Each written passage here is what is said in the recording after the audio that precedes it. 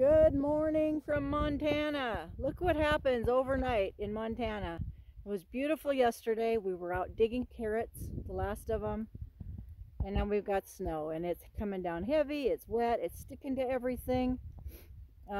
We let our cows out, our Jerseys out here with their calves to run and to eat on the bale feeder.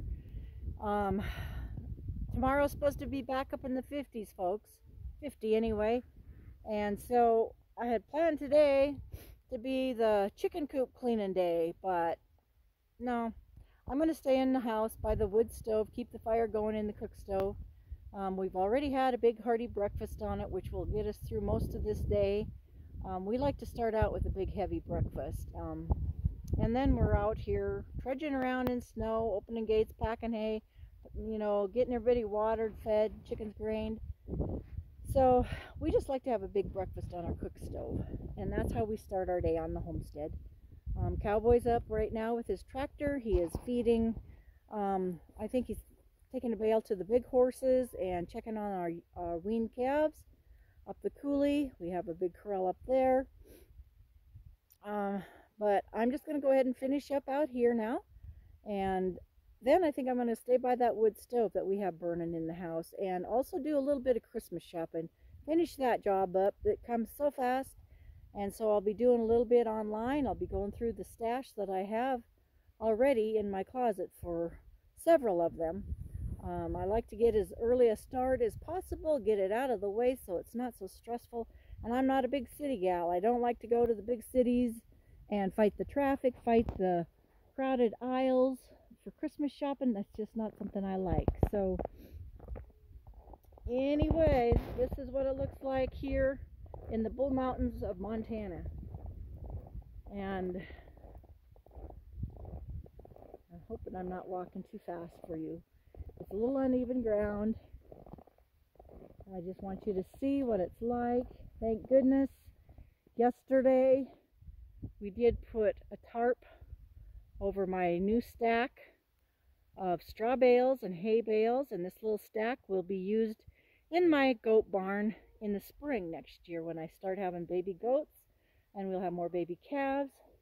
I like to have it handy and close, and I usually use a wheelbarrow to try to get that little bale into my barn, but it's always kind of hard for me. You know, it wobbles and I lose it, and so then I start over. Well, this year I got a little wagon from Tractor Supply, and that works so great. I'm going to be able to get it in there, run it actually for my garden. But yeah, we got this hay bale stack all covered, so it's going to stay pretty dry. You know, we'll get a little bit on the edge here, but that's not going to hurt anything. But I can use my little wagon to pull my hay in there. Excuse me. For when it's time to have babies, and I have a lot of baby goats, and I haven't fed the goats yet, so they're getting noisy over here, and they're saying it's time for us to have food. And there they are. You hear my donkey in the background? That's Pedro. That's the baby that was born last summer. Pedro's getting big enough. You can't see him, I don't think. Pedro's getting big enough that we need to get him weaned from mama and get him adjusted in with these goats, because he's going to actually be a guard animal. We're going to go ahead and cut him eventually, and he will be a guard animal, because we do have predators. We have coyotes. We have, actually I don't think he would keep off a mountain lion or a bear, but at least we might hear him and we'll be able to look out and see what's going on. So we are going to have Pedro in with the goats soon. His mama's name is Delilah. She's a black donkey, and someday we'll show you those. The other donkey is Patches. Patches did not have a baby this summer, actually the last 2 summers in a row, so I don't know if she's past the stage of giving us a baby, but there's actually nothing cuter than a baby donkey. So hopefully Delilah will still have another one this next year.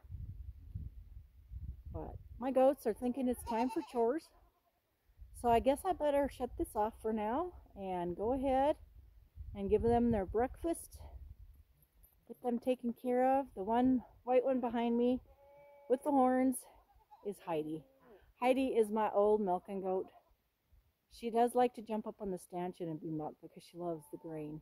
But I'm not milking her now. She's dried up. But I do make goat's milk soap out of her milk.